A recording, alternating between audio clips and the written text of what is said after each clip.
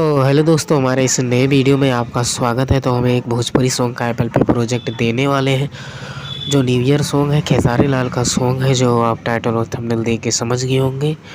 तो वही सॉन्ग का apple project and voice take देने वाले हैं। और वीडियो में पासवर्ड रहेगा, जो 4 स्टेप में पासवर्ड रहेगा। जो वीडियो को पूरा देखिए, फुल वॉच कीजिए। और तो चलिए आप लोगों को सुना देते हैं कि हमारा पैटर्न कैसा बना है, और आप लोग सुनकर कमेंट में ज़रूर बताइएगा।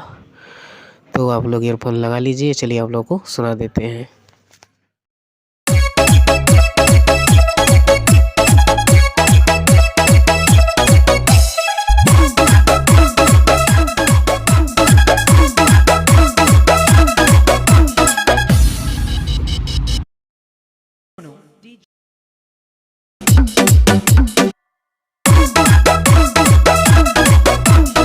DJ Sonu Music Maskanwa Bazaar।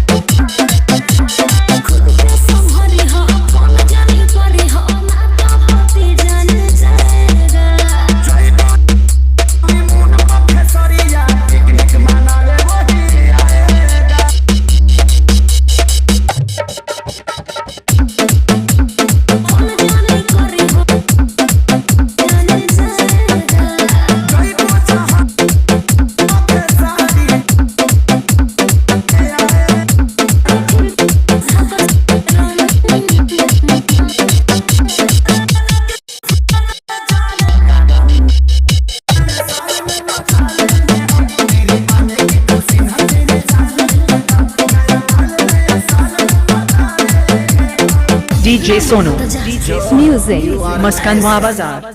तो दोस्तों, हमारा रिमिक्स कैसा लगा हमें कमेंट करके ज़रूर बता देना भाई। और जो हमारा जो नया वीडियो देख रहा है, जो भाई हमारे इस चैनल पर नए आए हो, प्लीज़ चैनल को सब्सक्राइब कर लीजिए और बेल आइकन को प्रेस कर दीजिए, ताकि कोई वीडियो अपलोड करे तो नोटिफिकेशन आप तक जल्दी पहुंच जाए।